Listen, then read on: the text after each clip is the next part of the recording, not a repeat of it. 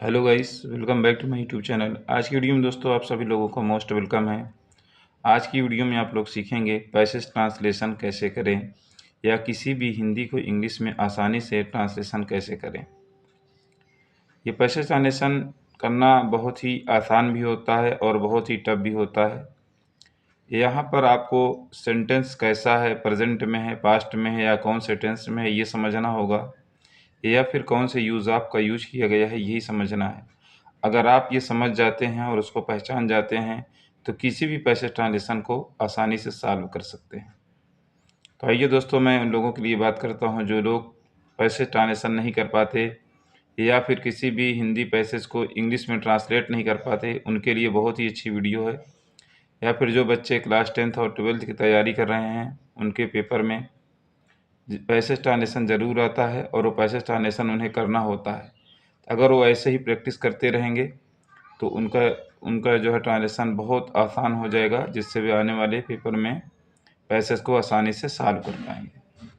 तो चलिए दोस्तों, बिना किसी देरी के अपने इस पैसेज को हम लोग सॉल्व करते हैं। जो पैसेज मैं आप लोगों के लिए लेकर आया हूँ वो पैसेज ये है कि किसी जंगल में एक शेर रहता था। एक दिन जब शेर सो रहा था तभी एक चूहा आया और उसके ऊपर खेलने लगा। शेर ने चूहे को पकड़ लिया। चूहा डर गया और कहने लगा, मुझे छोड़ दो, मैं तुम्हारे काम आऊँगा। एक दिन जब शिकारी ने शेर को जाल में फंसा लिया, चूहा आया, उसने जाल काट दिया, शेर आज़ाद हो गया। यही है स्टोरी, और इसी स्टोरी को हम लोग इंग्लिश में ट्रांसलेट करना सीखेंगे। ठीक है, तो सो गाइस, अगर आप वीडियो पर पहली बार आए हो तो चैनल को सब्सक्राइब करके आगे तक शेयर ज़रूर करिएगा। लेकिन उससे पहले हम आपको बताते हैं कि ट्रांसलेशन कैसे होगा। ओके, आप ये काम बाद में भी कर सकते हैं, लेकिन इस काम को अब स्टार्ट किया जाए। देखिए, किसी जंगल में एक शेर रहता था। देखिए, आपको मैं बता रहा हूँ पहचान और पकड़ के कैसे हम लोग करते हैं। तो सबसे पहले हम लोग लास्ट में आ जाते हैं। कहाँ? लास्ट में। जब हम लास्ट में आते हैं तो यहाँ ये देखते हैं क्या, यहाँ ये देखते हैं कि लास्ट में क्या आ रहा है, ता और था आ रहा है। ध्यान दीजिएगा इस पॉइंट पर। तो देखिए, जब हम यहाँ पर आते हैं तो आप ये देख रहे हैं कि ता था, किसी जंगल में एक शेर रहता था। तो ये टेंस कौन सा है हमारा, यानी पास्ट इंडिफिनिट। ता था, ती थी, ते थे, आ ई, ये उसी टेंस में आता है। लेकिन ये दोस्तों टेंस तो वो है, लेकिन यहाँ पर ये जो पैसेज ट्रांसलेशन स्टार्ट है, जब हमको स्टार्टिंग में सब्जेक्ट नहीं मिल पाता तो उसकी शुरुआत हम लोग देयर से करते हैं। तो किसी के लिए कोई अंग्रेजी नहीं लगाना है, आप उसमें उलझिएगा मत, नहीं तो किसी में ही आप परेशान रहें। तो ऐसा ट्रांसलेशन किसी जंगल में, किसी गांव में इस तरह से अगर आता है तो आपको परेशान होने की बिल्कुल ज़रूरत नहीं है। सबसे पहले आप देयर लगा दीजिए। क्या लगाएंगे? देयर। तो देयर हमने लगा दिया। देयर लगाने के बाद फिर रहता था कि इंग्लिश लगाना है। तो रहता था पास्ट फिट है तो भाई वर्ब की सेकंड फॉर्म लगेगी। देयर लिव्ड, रहता था। क्या रहता था? एक शेर। इस तरह से इसको आसानी से पकड़ते हुए और एकदम आसानी से कर लेंगे, और कोई उलझने की इसमें कोई ज़रूरत ही नहीं है। देयर लिव्ड ए लायन, एक शेर रहता था किसी जंगल में। तो इन आ फॉरेस्ट, इन आ फॉरेस्ट हो गया ट्रांसलेशन आपका। किसी जंगल में एक शेर रहता था तो there lived a lion in a forest. In a forest, एक जंगल में या किसी जंगल में, इसका मतलब हो गया आपको किसी की कोई अंग्रेजी लगाने की ज़रूरत नहीं है, और आप लोग इसी में उलझ जाते हो और इसलिए कर नहीं पाते हो। इसलिए हम आप लोग को कहते हैं आप हमसे जुड़ें। कोई भी ट्रांसलेशन हो, आपको दिक्कत आ रही है, बहुत आसान रास्ता और तरीका बताऊंगा जिससे आपको भी आने लगेगा। चलिए फिर आगे का देख लेते हैं हम लोग। एक दिन जब शेर सो रहा था, तो एक दिन की इंग्लिश आपको ये लिखना है वन डे। क्या लिखेंगे? One day.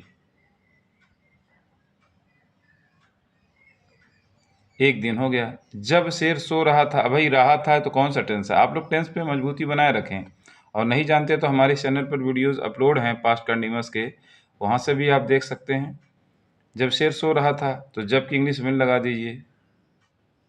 व्हेन मीन्स जब या कब, व्हेन। उसके बाद शेर की इंग्लिश द लायन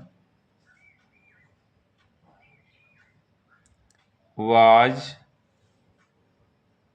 स्लीपिंग।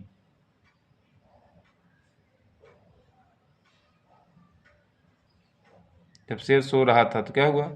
तभी एक चूहा आया। तभी के लिए कुछ ना लगाओ, यहाँ लिख दो ए माउस केम, एक चूहा आया और उसके ऊपर खेलने लगा, and began to play on him, उसके ऊपर खेलने लगा। began to मतलब लगा, began to play मतलब खेलने लगा। on him, शेर ने चूहे को पकड़ लिया, ये भी पास्ट इंफिनिट ही। अच्छा, द लायन, पकड़ने का कैच होता है, कैच का सेकंड फॉर्म लगा दीजिए, caught द माउस, चूहा डर गया और कहने लगा, द माउस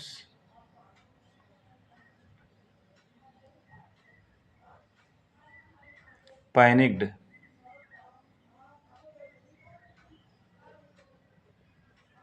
और कहने लगा, एंड बिगैन टू से।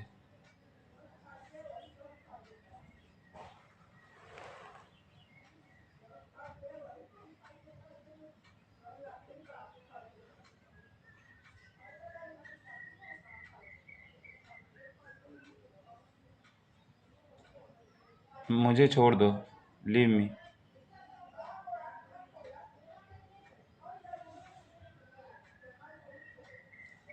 मैं तुम्हारे काम आऊँगा,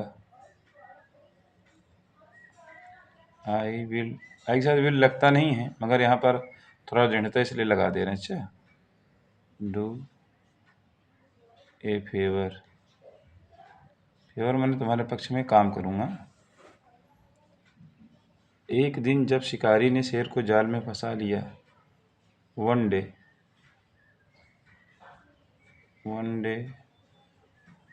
the hunter trapped the lion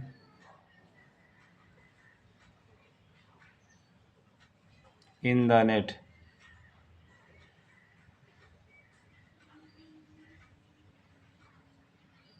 फंसा लिया ना, चूहा आया उसने जाल काट दिया, the mouse came and cut the net,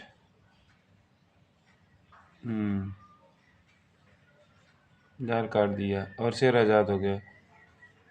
came and, उसने है ना, यहाँ ही लगा दीजिए, ही कट द नेट, और शेर आज़ाद हो गया। The lion became free, the lion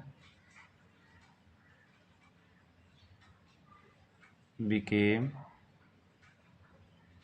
free. दोस्तों ये ट्रांसलेशन हमारा पैसेज हो गया, इसको आप लोगों ने देखा। मैंने आपको टॉपिक और इसका हिंट्स भी दिया है कि कैसे हम लोग इसको करते हैं सॉल्व, कितनी आसानी से हम किसी भी पैसेज ट्रांसलेशन को कैसे सॉल्व कर सकते हैं, इस वीडियो में हमने आपको बताया। आई होप आप लोगों को वीडियो काफ़ी अच्छी लगी होगी, और आप लोग अगर ऐसे ही प्रैक्टिस करते रहेंगे तो आपका जो इंग्लिश ट्रांसलेशन है, यानी कि पैसेज ट्रांसलेशन है, जो पेपर में आने वाला है, उसे बहुत ही आसानी से आप लोग कर लेंगे। फिर आपके मार्क्स ऑटोमेटिकली बढ़ जाएंगे और आपका परसेंटेज भी बन जाएगा। तो दोस्तों आज की वीडियो हमारी यहीं तक, मिलते हैं नेक्स्ट वीडियो में, तब तक के लिए थैंक्स। ओके।